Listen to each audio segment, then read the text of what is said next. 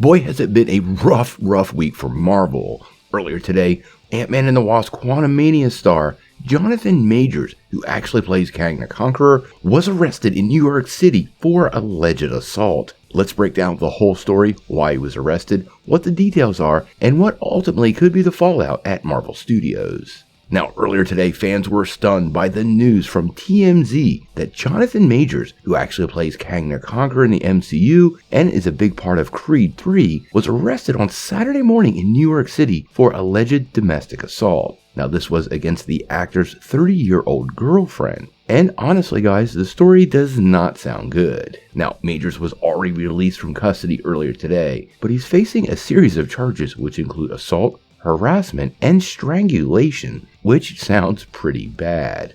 Now, the officers responded to a 911 call this morning at about 11 a.m., and in their official statement they said, a preliminary investigation determined that a 33-year-old male was involved in a domestic dispute with a 30-year-old female. The victim informed the police she was assaulted. Officers placed the 33-year-old male in custody without incident. The victim sustained minor injuries to her head and neck and was removed to an area hospital in stable condition.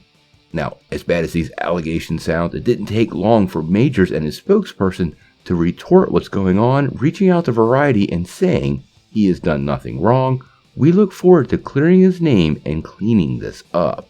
So this definitely sounds like a case of he said, she said, and I am looking forward to getting actual evidence before we make any kind of decisions on how we feel on this channel about what's going on. We don't want to discount the victim's story, we always want to take it seriously, but people are also innocent until proven guilty, and I do really want to see where this leads. Now, the thing to me that's most important is, TMZ noted that the victim actually had visible injuries, including some lacerations around her ears and marks to her face. Following an initial report, it was revealed the couple allegedly got into an argument while sharing a taxi on the way home from a bar in Brooklyn. TMZ said, and I quote, "Police were told the girlfriend saw another woman texting Majors and she confronted him, trying to sneak a peek at his phone. We're told the alleged victim girlfriend claims that this got Majors mad and that he allegedly grabbed her hand and slapped her. We're also told the alleged victim claims he put his hands around her neck during this." Now, it would be irresponsible to speculate where this goes. Obviously, if these charges are true, then it is a pretty big problem for the actor, for fans of the MCU, and personally for me, because I find the behavior absolutely unacceptable. Like I said, I like to do innocent until proven guilty, but these kind of charges always look really bad, and honestly, you have to wonder what Marvel Studios will do if he is indeed convicted of these crimes.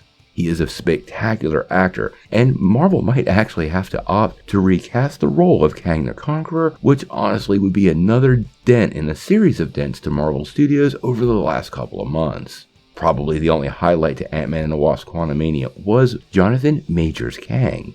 He's also set to appear in Loki Season 2 later this year, and has a whole Avengers film revolving around him in 2025, and then maybe again in 2026. So obviously there's some decision making that's going to happen from Marvel Studios.